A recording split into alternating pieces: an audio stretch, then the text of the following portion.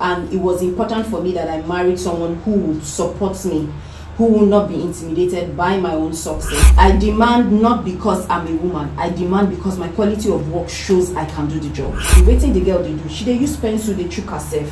If you want drama, go house, go give your husband drama. Hello and welcome. It's the E.B.U.N show, and today we're discussing balancing your career and the home front. In Nigeria today, more than half married women are into business. We call ourselves entrepreneurs. And although for some, it is in the bid to really fulfill their vision, even though not in line with what they studied in school, for some, it is survival instinct and a means of sacrificing for the balance of their homes. But today, we're trying to ask the question, is it possible to eat your cake and have it? So my guest on the show today is Mrs. Grace Onwubuemeli. I know that. So my guest on the show today is Grace Onwubuemeli. I have to read this. She is a seasoned sales and marketing professional with over 14 years experience, with proven record as a successful brand manager and sales professional. She has worked across top leading multinationals in the FMCG industry in Nigeria, and she has held different roles which extends throughout West Africa and supports to Central Africa. She is a graduate of biochemistry from Olabisi Onabanjo Agoiwe and holds a postgraduate diploma in marketing from accredited Chartered Institute of Marketing UK and the Digital Marketing Institute. Currently, she works as the senior manager in a multinational company. She is married and blessed with 2 beautiful children. You're welcome on the show.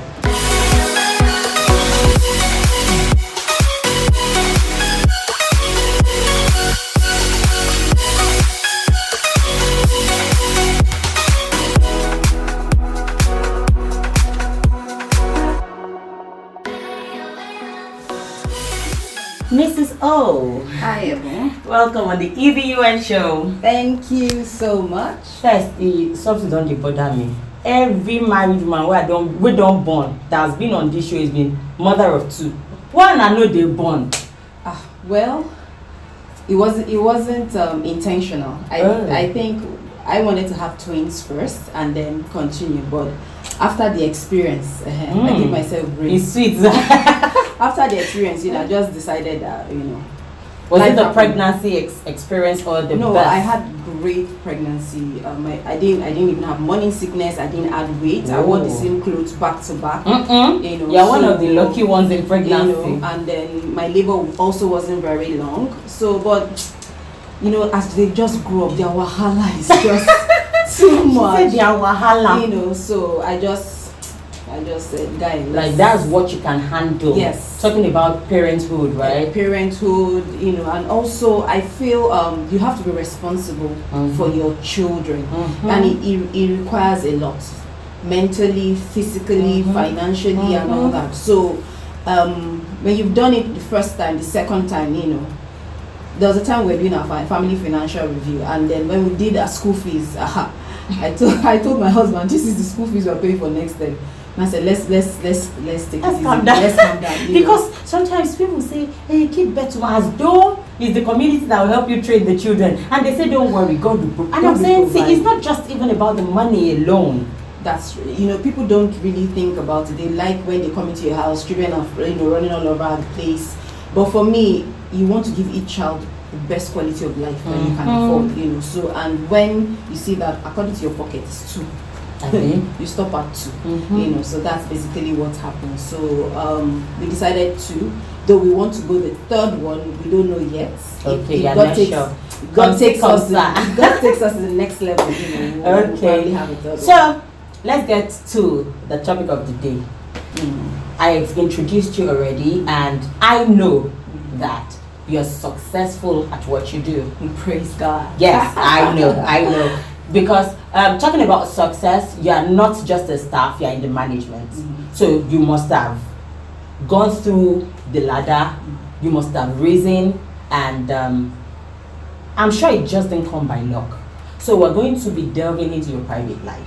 Can a woman eat a cake and have it? Well, I would say I have a good home. Mm-hmm. Indeed, I have a good home. And I would say that's because I also have a very wonderful husband and a very strong support system.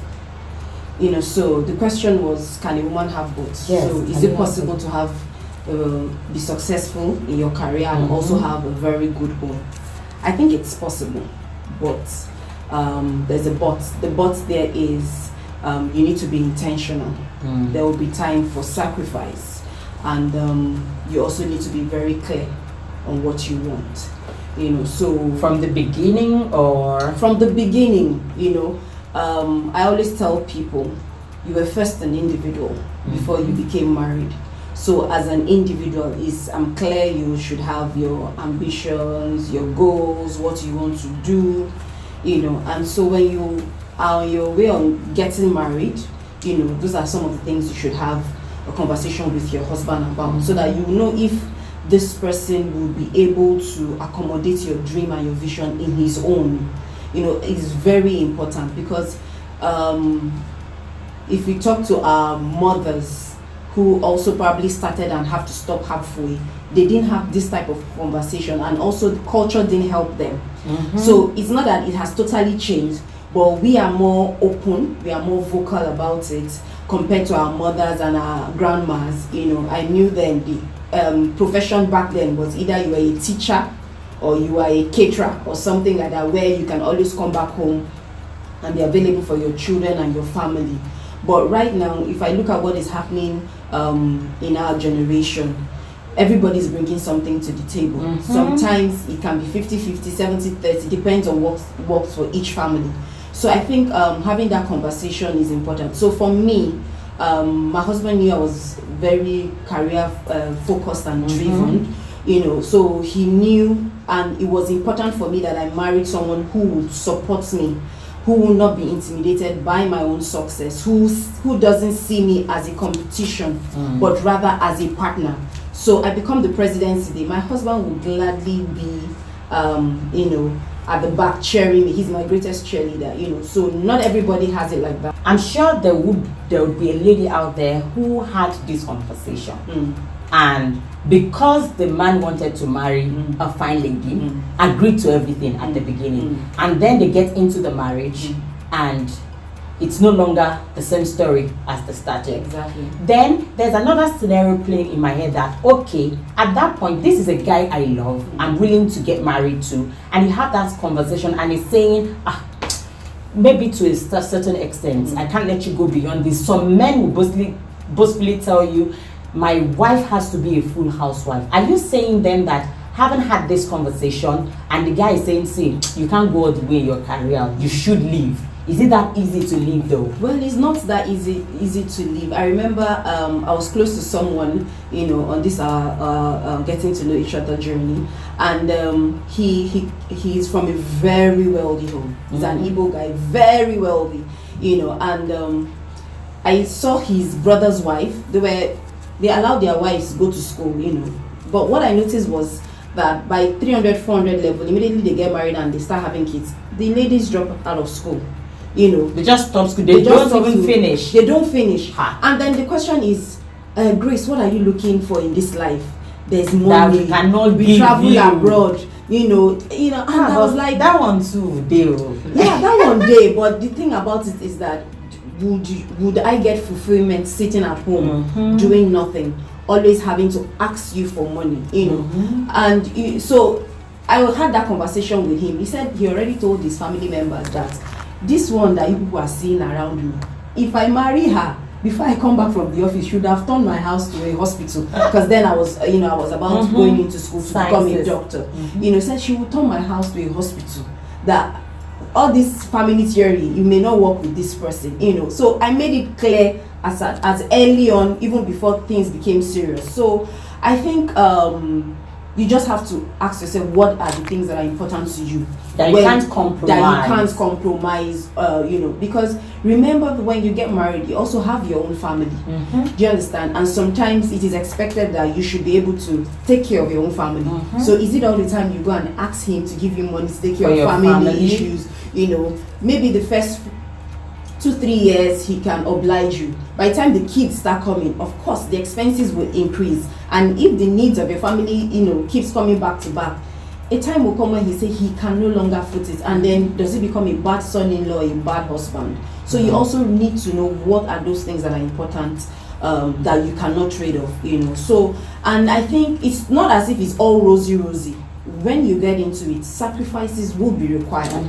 So you also need to know when to have that sacrifice. For example, when I started my career in a very high-paced environment. When I say high-paced, it was really very high-paced. But when I started having kids, I made up my mind that okay, no. So my family now is priority right now. I'm no longer single. It's not just me and my husband. My kids will require attention and all that. I didn't change career, but I moved to a slow, let me use the word slow-paced environment where family was very critical to the culture of the organization. So I moved in there, and it was a very good move for me. It was a very wise move, but I was intentional about it. So I had other offers, but in my head was that okay, at this time I wanted an organization that number one would allow me spend quality time for me. So maybe I may not need to travel as much, because my job also requires that I travel. Okay, so if I'm going to be traveling, how long will I be away for? So all those things were conversations I had with myself, and I decided that okay, I'm going to move from a high-paced organization to a slower-paced organization, if I can use that word, so that I'm able to avail my family the time that I needed. And also, I think one thing that always resounds in my head is what my mentor told me. He said, Grace, at a time in your life, you would have to choose between career and family. So there has to be that choosing. Yes, there's a time you have to choose between, which is what I did. So because if I look at my colleagues who I left in that environment, there are a good number of them are global days, regional days. Okay, so now that brings me to the next question. Okay. So there was a time that I had another married woman over at my house, and we're talking about comparing your own pace of success to that of your husband. It just appears as though you are always drawn back as a woman by certain things, the children, you have to take care of the home. And my next question is, so when your career demands come on the family, should they always be the woman who makes the sacrifice, the woman who lets go of a job, the woman who has to change to a slower paced environment? Can the man take care of the children? Okay, so it doesn't always have to be the woman. So like I said, you guys have to decide on what is important. So for us, the family unit is the most important, right? So when we take decisions, so that we are not selfish, we ask ourselves, how does it impact the family unit? If it's going to impact the family unit, obviously the decision would not be taken. So if it's something that will require a temporary sacrifice, for how long? So that's how detailed, for how long? So when my husband I've had situations where pressure at work was really so bad, and my husband will call me, babe, I'm resigning. Immediately he say, I am dropping my letter today. I'll say, brother, there are 2 children. This is the amount of the school fees. This is the amount of the house rent. These are the projects we have. We are 60% there. Please, just keep enduring. I would encourage him. Okay, so there were times in your own family that he was willing to make the sacrifice? Yes, he was willing to make the sacrifice. Not his resigning was because he was frustrated. Oh, okay. Where he was working, and we also had some family projects. It would require some sacrifice from his own part, and you would step into the gap. So when it has to be my own projects, there are sometimes I have very personal projects as it relates to my family. My husband steps in, to support. So marriage is partnership. It's partnership, and once your partner does not feel you are trying to usurp him, like it always has to be you. trust me, and conversations do happen, both of you would always find a middle ground. No, it doesn't always have to be the wife who would have to sacrifice. I've had people where the husband had to sacrifice, where the husband had to, be the one because he wanted to be an entrepreneur. The wife had to be working to, just to support her own dream. So he knew in terms of finances, it always had to come from the wife. So it's how she deals with it, not to make him feel little, that mattered. But being at home means he has to be the one to pick the kids from home, from school, he has to make lunch for them and all that. So each person would have to work out something that works for their family part-time. But I think the most important thing is you need to clearly call out what are the things that are important as a family unit. So that family unit it supersedes my own personal ambition and his personal ambition. So if whatever decision you want to take does not propel the family units, then look at it again. And then because we are in partnership, you cannot always be happy and then I'm sad. So there are times when I give in, there are times when you need to give in. So that balance must always be there. So you've been in the corporate world for a very long time. I think over 15 years. For about 14 years. 14 years. Is there equity? Male, female gender. Is it balanced? Can a lady be as fast-paced, family conscious lady? Can she be as fast-paced? Are there structures on ground to make her a par with the opposite gender? Well, it's still not yet balanced, but it's getting better. So what I know that a lot of organizations are doing now is what they call the concept of diversity and inclusion, where not just about gender, also tribe, sex, and all beliefs and all that. But I think it's getting better. And why I said it's even getting better is because in our generation, we even have strong women we can look up to, who we can even give ourselves to mentoring, unlike the generations before us. So can a career woman who is also a mother grow? Yes, you can, if you know what you're doing and if you know how to work your way through the ladder. So a lot of times I see women even in different networks and all that, they come in with that bias already. They come in. It's already there. So that's the first mistake. Don't come in with a bias. Like there has to be a shift in our mind. Exactly. Things are different now. Things are different now. And for me, I've always had to demand. Yeah, and I demand not because I'm a woman. I demand because my quality of work shows I can do the job. But are you not then called names? Because when there was a time I'm still very outspoken. So it was a broadcasting firm, and I would demand if there was a meeting, I would say this is what. So what was it they started calling me? Clinical for women. So they tagged me like a woman. Why did that skip me now? Defender of the universe. Okay. And I'm like, no, I'm just asking that this be done, because I had a woman, I had a program, Women in Politics, and it has to go. So you have men who want to bully you into, there's no camera on ground, there's no car available, you can do this. And I'm like, you kidding me? I have to do my program today. So that's exactly what I'm saying, yeah? Where you need to demand, because the system and the structure is already set up not to give you that support. So if you don't demand it, they say once the child lifts up the hand, the child will be carried. If you don't demand it, because you already know. That's why I always tell women, before you even begin to demand, make sure your quality of work is there, so that when whoever outside your sphere hears it and they say, is the program, like for example, is the program not newsworthy, or does it not deserve to be on TV? When the questions are yes, then why don't you give her a camera? Do you understand? And then the person ends up looking stupid. I ensure that my quality of work is top notch. Do you understand? And then I always don't play the gender card, because once you play the gender card, you already are putting yourself in that. So I don't play the gender card. Also, the person says something, I give, very nice contribution. I also think you just have to hear me.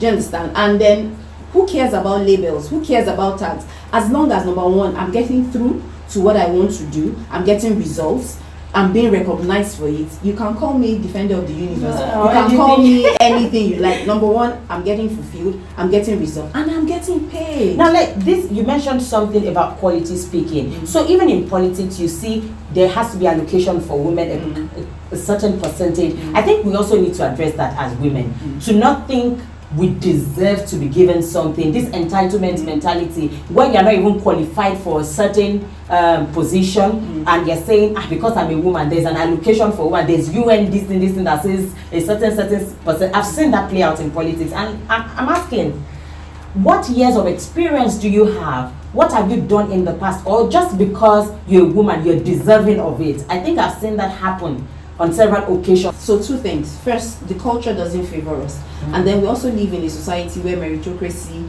is still very, very low. So even if you put in a brief, a job, or you put in your work, they may read it and they see, oh, it's a woman, and they may see a guy who is average, and they rather give it to him, because there's this perception that number one, once a woman come in, their wahala is too much, they will complain. But we get wahala too small. No, be say we no get. No, so that's why I said we don't have that mindset. You are there to work the work and live. Yeah. Do you understand? Work the work and live. If not you want they spoil our agenda. Yeah, if you want drama, go house, go give your husband drama. Don't bring your drama to work. Don't bring your drama to work. Don't do that. Keep your drama at home. So, or once you park your car for office, you talk to yourself, you arrange. Do you understand? You enter and be the woman. You show up. Do you understand? So, but people try to play this gender card, and then they say, and then because they cut us a lot of lacks, and okay, sometimes I have to go and pick my kids in school. I have to go and do that. But trust me, each time I take those gaps, or I won't call them privileges, because I have to pick my kids from school. It means that whatever thing I miss, I try to cover up. I make up for it. So you can't fault me anywhere. Do you understand? You can't fault me anywhere, because when it comes to the job, did I deliver? Yes. Was it a good job? Yes. So as we begin to round off now, if we grade our society morally, it appears this dispensation has more of moral decadence than we used to have. Yeah. And people will just generalize to say it's because women no longer stay in their homes. They no longer have time to train their children because they are seeking for this one position, promotion, and all of that. Could it be that truly women are not having enough time in the home front, and we're just busy chasing career, and that is why we have so much moral decadence? I wouldn't agree with that, because it takes two people to actually train a child. And also, if I can flash back, training a child is actually not even only dependent on the parents, the community. Growing up then, if you see a child who is doing something that is not right, even if the child is not yours, you can discipline, you can correct. But now, it doesn't. You go beat person begin. That is saying that the person will touch your picking, and then you bring out your fangs, your claws, and you want to. Do you understand? So I was in a PTA meeting for my kids, and then a parent was complaining that the teacher used ruler to beat her kids, and that she doesn't beat her kids, and that and that the teacher should apologize. I agree that the teacher should apologize. I would also want to understand, why did you beat? Because for me, I feel at every point of correction, a message must be sent, and the child must understand it. Why. So if you do that for me and you no go quarrel. Do you understand? But if you don't do that, that is when I may pick an issue with you to say, please, when you correct my child with a reason and a purpose. Oh, sorry, you did this, you shouldn't be doing this. Particularly if you've corrected the child over and over again. Do you understand? But now, you go see person picking, they do something totally bad. There was a case of a family friend who I went to visit them, and then the house help just left her. And I was like, why did you just leave this guy? Say, auntie, I beg, leave me. Mama no want me, will they correct her? And she said, if I tell you waiting the girl they do, she they use pencil, they choke herself. I said, you don't tell auntie. Say, my auntie no, they like to hear that kind of thing. Waiting I go do. And immediately as a mother, my heart broke. I was like, and I understand the kind of person who she was working for. I knew, as the friend, I also could not tell. I had to keep quiet, because she's like, no, please, because I'm not my child. I also at one time tried to correct the child in her presence. I didn't do it in her back, and then she kept malice. Attitude. Oh, I was like, if my child is doing something wrong and you are there and you don't correct that, I will pick a quarrel with you, because you are obviously showing you do not love me or my child. You know, so I felt so bad, you know, that the house help could not even tell the madam what the things that, and the, you know, she was telling me, if I tell you what this girl, they tell me, and see, I don't fit tell my madam. That's sad. So that's sad. So if it's not only the father and the mother that really has to train, yes, the mother is chasing career, the father is chasing career, but both of them have to make quality time for their kids. For their kids, not just the women. Yeah, not just the women. Thank you so much for coming on the show today. Thank you. Yeah, I'm happy to be here. We'll definitely call you back again. Anytime. So we have a question for you today. It's going to be interactive. Get into the comments section. And the question is, can you let the community train your child for you? Just let me know your thoughts, your opinion, and please do subscribe, hit the notification button, and tell a friend who needs to watch this show. Thank you for your time with us today. I look forward to another time with you. Bye. Thank you so much. Happy to be here. Thank you for coming. I appreciate you. Most welcome.